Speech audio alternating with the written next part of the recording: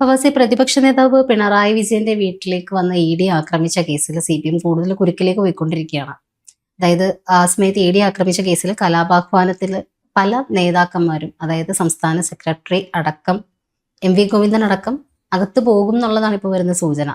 അതായത് ആ സമയത്ത് അതായത് പിണറായിയുടെ വീട്ടുവളപ്പിൽ MV ഗോവിന്ദൻ ഉണ്ടായിരുന്നു, 2 MLA മാരുണ്ടായിരുന്നു, ജോൺ ബ്രിട്ടാസ് MP ഉണ്ടായിരുന്നു.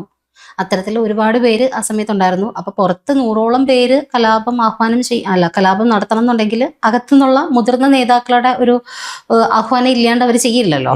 അപ്പൊ ഉറപ്പായിട്ടും ആദ്യം പെടാൻ പോകുന്നത് ഈ പറയുന്ന പോലെ MV ഗോവിന്ദനും കൂടെയുള്ള 2 MLA മാരും ആയിരിക്കും എന്നുള്ള രീതിയിലൊക്കെ കാര്യങ്ങൾ പോകണം. MV ഗോവിന്ദന്റെ ഫോൺ SIT എടുത്ത് ചോദ്യം ചെയ്യും, പിടിച്ചെടുക്കും അന്വേഷണത്തിനായിട്ട് എന്നുള്ള വിവരങ്ങളും ഇപ്പൊ പുറത്ത് വരുന്നുണ്ട്. ഇപ്പം എനിക്ക് തോന്നി, ഇപ്പം ആദ്യം പറയാൻ തോന്നിയൊരു കാര്യം എന്ന് പറഞ്ഞാൽ, ഇപ്പോൾ മിഞ്ഞാന്നൊരു പ്രശ്നം ഉണ്ടായി. തിരുവനന്തപുരത്ത് ഒരു റോട്ടിൽ സമരം ചെയ്തായിരുന്നു, പന്തലൊക്കെ കെട്ടിങ്ങാണ്ട്. അതിൻ്റെ ഭാഗമായിട്ട് അത് നടത്തിയ ജില്ലാ CPM നേതാവിനെ കോടതി വിളിച്ചു വരുത്തി രാവിലെ മുതൽ വൈകുന്നേരം വരെ എണീറ്റ് നിർപ്പിച്ചു, പോരാത്തിന് ഫൈൻ അടപ്പിച്ചു എന്നുള്ള വാർത്ത കേട്ടു. അപ്പോൾ CPM ഒരു നേതാവിന് ശിക്ഷ കിട്ടി. അപ്പം അത്തരത്തിലോട്ട് വരുമ്പോൾ പ്രാദേശികപരമായ നേതാക്കന്മാർ ഇതിനൊക്കെ എന്താ പറയുക, അവരൊക്കെ ഇതിന് പെടും. പക്ഷെ തലപ്പത്തോട്ട് വരുമ്പോൾ CPM പല നേതാക്കന്മാരും ഇതൊന്നും അവർക്ക് ബാധകമാവില്ല എന്നുള്ള രീതിയിൽ അത് പലപ്പോഴും കഴിഞ്ഞ ഇലക്ഷൻ സമയത്തടക്കം ഇത്തരത്തിൽ CPM പൊതുപരിപാടികൾ നടു റോട്ടിൽ തിരുവനന്തപുരത്തിന്റെ പല ഭാഗങ്ങളിൽ നടന്നപ്പോൾ കോടതി നേരിട്ട് ഇടപെട്ടിട്ട് മാറ്റാൻ പറഞ്ഞിട്ടുണ്ടായിരുന്നു. അപ്പോഴും നേതാക്കന്മാർക്കെതിരെ കേസ് വന്നിട്ടില്ല, അനുയായികൾക്ക് മാത്രം, അവിടെ ഇരുന്നവർക്ക് മാത്രം, കണ്ടാൽ അറിയുന്നവർക്ക് കേസ് എന്നാണ് പറഞ്ഞത്. പക്ഷെ അതിൽ ഈ പറഞ്ഞ പോലെ അന്ന് ഗോവിന്ദ മാഷ് ഉണ്ടായിരുന്നു, CPM ജില്ലാ സെക്രട്ടറി ഉണ്ടായിരുന്നു, തിരുവനന്തപുരത്തെ പല നേതാക്കന്മാരുണ്ടായിരുന്നു, അവർക്കൊന്നും അന്ന് കേസ് വന്നില്ല എന്നുള്ളതാണ്. ഇങ്ങോട്ട് വരുമ്പം ഈ പറഞ്ഞ പോലെ അന്ന് ആഹ്വാനം ചെയ്തത് ഈ പറഞ്ഞ പോലെ പാർട്ടി സംസ്ഥാന സെക്രട്ടറി ഗോവിന്ദ മാഷ് തന്നെയാണ്. ആ വിഷയത്തിൽ സംശയമൊന്നുമില്ല. അദ്ദേഹം ഈ പറഞ്ഞ പോലെ അന്യായം ചെയ്തതിന് ശേഷമാണ് ഈ പറഞ്ഞ പോലെ പാർട്ടി കൂട്ടങ്ങൾ തേനീച്ചക്കടന്നൽ പോലെ എല്ലാം പാരം അങ്ങോട്ട് പോകുന്നു, വണ്ടിയെ തച്ച് തകർക്കുന്നതൊക്കെ. പക്ഷെ കണ്ടാലറിയുന്ന 300ഓളം പേർക്കെതിരെ കേസ് എടുത്തു. അതിൽ ഈ പറഞ്ഞ പോലെ എനിക്കറിയില്ല ഇവർക്ക് ശിവൻകുട്ടിയെ കണ്ടാൽ തിരിച്ചറിയില്ല എന്നുള്ളത് അറിയില്ല, അല്ലെങ്കിൽ AC മൊയ്തീനെ കണ്ടാൽ തിരിച്ചറിയില്ല എന്നറിയില്ല, ജോൺ ബ്രിട്ടാസിനെ കണ്ടാൽ തിരിച്ചറിയില്ല എന്നറിയില്ല. അങ്ങനെ ഒരുപാട് നേതാക്കന്മാരുണ്ട് അവിടെ. പോലീസിന് ചിലരെ കണ്ടാൽ തിരിച്ചറിയില്ല, മുൻ മന്ത്രിയായിരുന്നു, മന്ത്രിസ്ഥാനം പോയതോടെ കണ്ടാൽ തിരിച്ചറിയില്ല.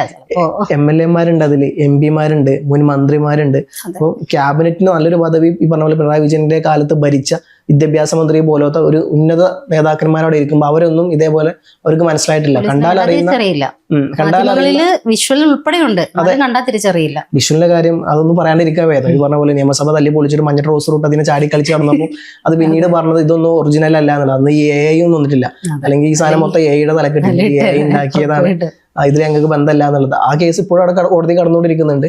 അതെന്താവുന്നുള്ളത് രണ്ടാമത്തെ കാര്യം. എന്തായാലും ഇതിലോട്ട് വരുമ്പോൾ ഈ പറഞ്ഞ പോലെ ഇവരിഞ്ഞ അടുത്ത് പറയാൻ പോകുന്നത് അങ്ങനെയൊന്നും ഉണ്ടായിട്ടില്ല, ഞങ്ങൾ വണ്ടി തല്ലി പൊളിച്ചിട്ടില്ല, വണ്ടി പോകുന്ന വഴിക്ക് ചെറിയ തടസ്സം ഉണ്ടായിരുന്നു, ഞങ്ങളെ തടസ്സം മാറ്റി കൊടുത്തപ്പോൾ വണ്ടി അതിൽ പെട്ട്, അത്തരത്തിലുള്ള കാര്യങ്ങളായിരുന്നു. പക്ഷെ ഒരു കാര്യം ഉറപ്പാണ്, ഈ പറഞ്ഞ പോലെ കലാപാഹ്വാനം, അതായത് കലാപമാണ് എന്നുണ്ടെങ്കിൽ അതിന് ആഹ്വാനം ചെയ്തത് MV ഗോവിന്ദൻ തന്നെയാണ്. അതിൽ അർത്ഥശങ്കകൾക്ക് ഇടയില്ലാതെ പറയാൻ പറ്റുന്ന ഒരു കാര്യം തന്നെയാണ്. പക്ഷെ അത് എത്രത്തോളം ഈ പറഞ്ഞ പോലെ മുതിർന്ന നേതാക്കളിലേക്ക് എത്തിക്കും എന്നുള്ള സാധനം വലിയ ചോദ്യത്തിനിടെ കിടക്കുന്നുണ്ട്. കാരണം നേരത്തെ നമ്മൾ പറഞ്ഞല്ലോ, പല ഉദാഹരണങ്ങൾ എടുത്തപ്പോൾ കൃത്യമാണ് നേതാക്കന്മാരെപ്പോഴും അവിടെ സേഫാണ്, ഈ അനുയായികളാണ് പലപ്പോഴും ബലിയാടാവുന്നത്. അതുകൊണ്ട് തന്നെ അവരെ നല്ല ശതമാനം ഈ പറഞ്ഞ പോലെ SFI DYFI യൂത്ത് കുട്ടികളുള്ളത്. നാളെയുടെ ഭാവി എന്നൊക്കെ പറയുന്ന കുട്ടികളാണ്. അവരുടെ ജയിലിൽ പോയില്ലെങ്കിൽ അവർക്ക് ഭാവി ഇല്ല.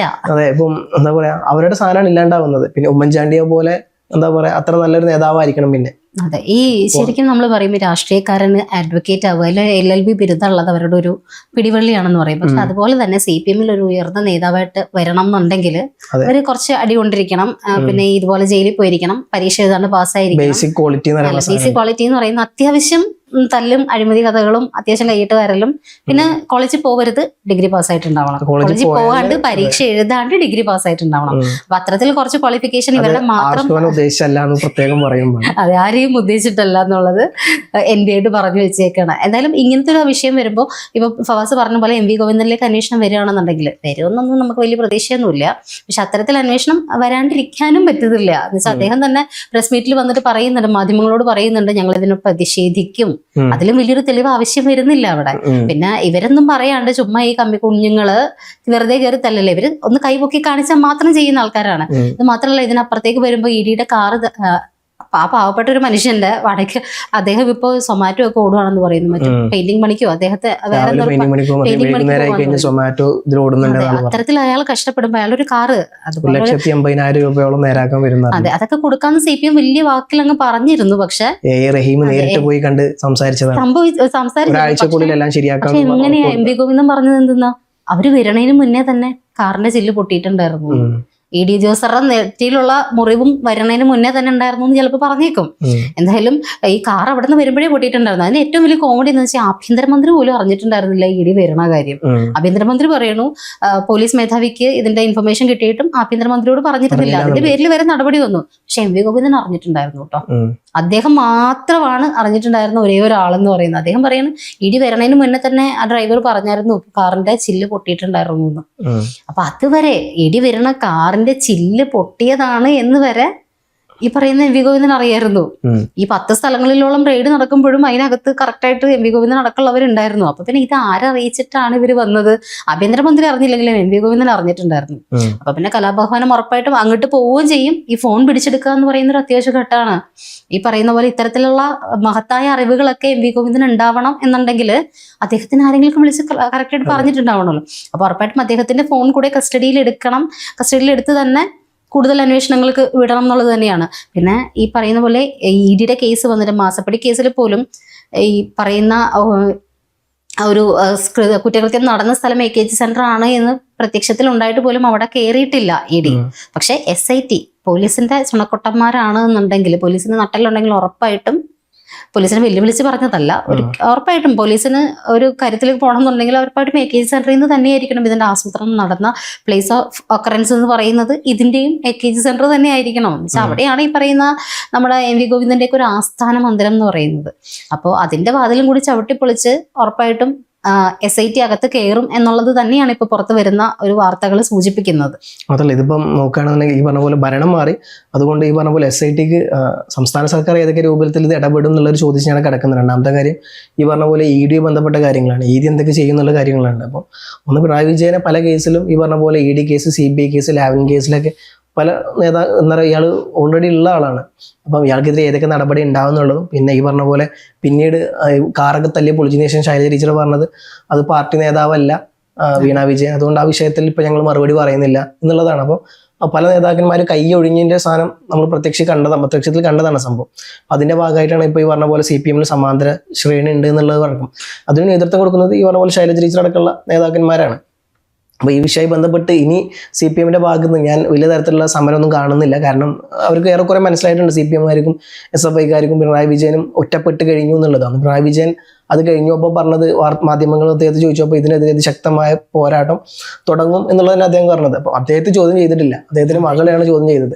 മകളെ ചോദ്യം ചെയ്തതിന് ഞങ്ങൾ പോരാട്ടം തുടങ്ങുന്നത്. അത് പാർട്ടി മെമ്പർ പോലെയല്ല, സാധാരണപ്പെട്ട ഒരു പാർട്ടിക്കാരനെയാണ് ചോദ്യം ചെയ്തിരുന്നതെന്നുണ്ടെങ്കിൽ ഈ പറഞ്ഞ പോലെ പറയുന്നതിന് സാമാന്യ അർത്ഥം ഉണ്ടായിരുന്നു. അറ്റ്ലീസ്റ്റ് ഈ പറഞ്ഞ പോലെ കോടിയേരിയുടെ മകനെ പിന്നെ പ്രശ്നത്തിലുണ്ടായപ്പോൾ ഇത്തരത്തിൽ നിലപാടെടുത്തിരുന്നെങ്കിൽ അതിനെ ന്യായീകരിക്കായിരുന്നു. കാരണം അദ്ദേഹം പാർട്ടി മെമ്പറായിരുന്നു. ഈ പറഞ്ഞ പോലെ പാർട്ടി മെമ്പർ അല്ലാത്ത വീണ വിജയനെ ചോദ്യം ചെയ്തപ്പോൾ അതൊക്കെ ബാധകമാവുന്നു. ഈ പറഞ്ഞ പോലെ കോടിയേരിയുടെ മകനിലോട്ട് വരുമ്പോൾ ഇതെല്ലാം തള്ളിക്കളയുന്നു. അപ്പോൾ തന്നെ CPMമാർക്ക് മനസ്സിലായിട്ടുണ്ട് പാർട്ടി എന്ന് പറഞ്ഞു കഴിഞ്ഞാൽ ഇപ്പൊ പിണറായി വിജയന് തല്ലുകൊള്ളാനും അദ്ദേഹത്തിന് വേണ്ടി ചാവേറായി നടക്കുന്ന ഒരു ടീം മാത്രമായിട്ടുണ്ട്. അതിന്റെ ഭാഗമായിട്ടുണ്ട് ഇപ്പോൾ ശൈലജ ടീച്ചറായിട്ടുള്ള നേതാക്കന്മാർ പതിയെ ഒറ്റടിക്ക് പരസ്യമായിട്ട് പറയുന്നില്ല എന്നുണ്ടെങ്കിൽ പോലും ഇപ്പൊ ഇന്നലെ അടക്കം ഈ പറഞ്ഞ പോലെ വിഴിഞ്ഞത്തിന്റെ ഭാഗമായി ബന്ധപ്പെട്ട് മറ്റൊരു നിലപാട് അവർ എടുത്തിട്ടുണ്ട്. അപ്പം എന്തായാലും പറഞ്ഞു കഴിഞ്ഞു EP ജയരാജൻ അതേപോലെ തന്നെ ശൈലജ ടീച്ചർ ഇവരാണ് ഇപ്പം വ്യത്യസ്തമായ നിലപാട് പറഞ്ഞിട്ടുള്ളത്. അതും സ്വാഭാവികമായിട്ട് CPMൽ ഇങ്ങനെ പറയാറില്ല, ഉണ്ടെങ്കിൽ തന്നെ പാർട്ടി മീറ്റിംഗ് അതൊക്കെ പറയാറില്ല, പുറത്ത് പറയാറില്ല. ഇപ്പം അത് മാധ്യമങ്ങൾക്ക് വരെ പരസ്യമായിട്ട് പറയാനും ലേഖനങ്ങൾ എഴുതാനും തുടങ്ങി എന്നുള്ള സാധനമാണ്. അതായത് CPMനുള്ളിൽ പണ്ട് VS എങ്ങനെയായിരുന്നു പിണറായി വിജയനെ ഒതുക്കിയത്, അതേ രീതിയിൽ ഒരു കൂട്ടം നേതാക്കന്മാർ പിണറായി വിജയനെ ഒതുക്കാൻ വേണ്ടിയിട്ട് പാർട്ടിക്കുള്ളിൽ നിൽക്കുന്നുണ്ട് എന്നുള്ളതാണ്. അപ്പോൾ ഈ കേസും പാടെ വരുമ്പോൾ ഏതൊക്കെ തരത്തിലായിരിക്കും ഇനി കേസ് പോകുക എന്നുള്ളതും, അതുപോലെ തന്നെ പിണറായി വിജയനെ തൊടുമോ ഇല്ലയോ എന്നുള്ള സാധനം MP ഗോവിന്ദനോട്ട് വരുമ്പോൾ പല നേതാക്കന്മാരെ അറസ്റ്റ് ആവേണ്ടതുണ്ട്. കാരണം ഈ പറഞ്ഞ ആഹ്വാനം ചെയ്തത് അവരാണ്. അവരെ അറസ്റ്റ് ചെയ്യാണ്ട് അനുയായികളെ മാത്രം അറസ്റ്റ് ചെയ്യുന്ന ഒരു പരിപാടിയിലോട്ട് കേരള പോലീസിന് നീങ്ങോ എന്നുള്ള സാധനമുണ്ട്. കാരണം നേതാക്കന്മാർ എപ്പോഴും സേഫ് സോണിലാണ് നിൽക്കുന്നത്. പക്ഷെ ഭരണം മാറി VD സതീശനാണ് നിൽക്കുന്നത്. അപ്പോൾ പ്രത്യേകിച്ച് അവർ പേടിക്കേണ്ട കാര്യമില്ല. കാരണം കൃത്യമായ ഭൂരിപക്ഷം 102 സീറ്റിന് ഭൂരിപക്ഷം അവർക്കുണ്ട്. ആരെയും പേടിക്കേണ്ട ഭയപ്പെടേണ്ട ആവശ്യമില്ല. അപ്പൊ എനിക്ക് പക്ഷെ ഇവിടെ ഏറ്റവും കോമഡി ആയിട്ട് തോന്നുന്ന ഒരു കാര്യം ഇവര് ഫ്ലെക്സ് അടിച്ച് മടത്തില്ലേ എന്നുള്ളതാ. ഈ ഇലക്ഷൻ തോറ്റതിന്റെ ഒരു പ്രധാന റീസൺ ആയിട്ട് ഇവരുടെ നേതാക്കന്മാർ തന്നെ പറയുന്നുണ്ട് ഇമാതിരി ഫ്ലെക്സ് അടിച്ച് വെക്കേണ്ട ഒരു കാര്യം ഉണ്ടായില്ല എന്ന്. ഇപ്പൊ ED കയറി വീട്ടിൽ റെയ്ഡ് നടത്തിയപ്പോ പോലും ഇഷ്ടംപോലെ ഫ്ലെക്സുകളാ വരുന്ന വഴിക്കൊക്കെ കാണാം. തൊട്ര പാക്കല അന്നത്തെ ദിവസം എന്ന് പറയുന്ന ഓരോ പാർട്ടി പ്രവർത്തകനും പാർട്ടിയായി മാറിയ ദിവസം. ആർക്ക് വേണ്ടിയിട്ടാ? പാർട്ടിയുടെ അംഗം പോലും അല്ലാത്ത വീണ വിജയന് വേണ്ടിയിട്ട്. അപ്പൊ പിന്നെയും ഫ്ലെക്സ് അടിച്ച് കൂട്ടുക. പിന്നെ ഇങ്ങോട്ട് വരുമ്പോൾ അവിടെ തൊട്ര പക്കലം പുതിയ ഫ്ലെക്സുകൾ ഉയർന്നുകൊണ്ടിരിക്കുന്നു. അവിടെ LDF അല്ലാണ്ട് മറ്റാരുണ്ടെന്ന് വെച്ചാൽ റോട്ടിൽ കൂടെ വരുമ്പോൾ നോക്കിക്കോ എല്ലാ ഫ്ലെക്സും മറച്ചു വെച്ചിട്ട് അതിന്റെ ഇപ്പുറത്തെ ഫ്ലെക്സ് വരണതിന്റെ, അതായത് കമ്പികൾക്കിടയിൽ കൂടെ പുറകിലായി അതിന്റെയൊക്കെ ഒരു സ്ഥാനം എന്ന് പറയുന്നത്. അതൊക്കെ കാണുമ്പോൾ ശരി സങ്കടം തോന്നുന്നത്. ഇത്രയും നാളിങ്ങനെ കത്തിജ്വലിച്ച് നിന്നിരുന്ന സാധനങ്ങളൊക്കെ ബാക്കിൽ പോയി. എന്നാലും അവർക്ക് ഫ്ലെക്സ് അടിക്കാനുള്ള ആഗ്രഹം മാറിയിട്ടില്ല. എന്താ പിൽക്കാലത്ത് ഈ പറഞ്ഞ പോലെ വീണ്ടും കോഴിക്കോടിന് ഷെഡ് കെട്ടാൻ വേണ്ടിയിട്ട് അതൊക്കെ ആവശ്യം വരും. അതെ, ആവശ്യം വരും. ഈ പറഞ്ഞ പോലെ എന്താ പറയാ, ഒരു ഇന്ത്യൻ പ്രണയകഥയിലുണ്ടല്ലോ, എന്താ പറയാ, അദ്ദേഹം തോറ്റിന് ശേഷം ഈ പറഞ്ഞ പോലെ സാധനങ്ങളെ ഫ്ലെക്സ് അടിക്കുന്നത്. അതേപോലെ പിണറായി വിജയൻ അത് വലിയ തോത്തൊക്കെ മണ്ണുണ്ടായിരുന്നല്ലേ, അതേപോലെ ഇനി വലിയൊരു കോഴി ഫാം തുടങ്ങി കഴിഞ്ഞാൽ പിണറായി വിജയൻ ഫാം തുടങ്ങി കഴിഞ്ഞാൽ ഇഷ്ടംപോലെ ആൾക്കാർ അതിനകത്ത് തന്നെ ഉണ്ടല്ലോ, കുഴപ്പമില്ല. കോഴിക്കൊക്കെ പ്രത്യേകിച്ച് നല്ല വിലയായതുകൊണ്ട് പിണറായി വിജയൻ എന്തായാലും നല്ല കച്ചവടക്കാരനും കൂടിയാണല്ലോ. അപ്പൊ അദ്ദേഹത്തിന് എന്തായാലും ഇതൊന്നും വെറുതെ ആവില്ല. അന്നടിച്ച ഫ്ലെക്സ് ഗവൺമെന്റിന്റെ പൈസ കാണുന്നുണ്ടെങ്കിൽ ഈ സാധനമൊക്കെ നൂരി കൊണ്ടുപോയിട്ട് വലിയ തരത്തിലുള്ള എന്താ പറയുക ഷീറ്റൊക്കെ കെട്ടി കോഴികൾക്ക് എന്താ പറയുക അത്യാധുനിക തരത്തിലുള്ള ഒരു പ്രത്യേക സാധനങ്ങളൊക്കെ വെച്ച് ഇങ്ങനെ ഉണ്ടാക്കാം എന്നുള്ളൊരു പോസിബിലിറ്റിയോടെ കാണുന്നുണ്ട്.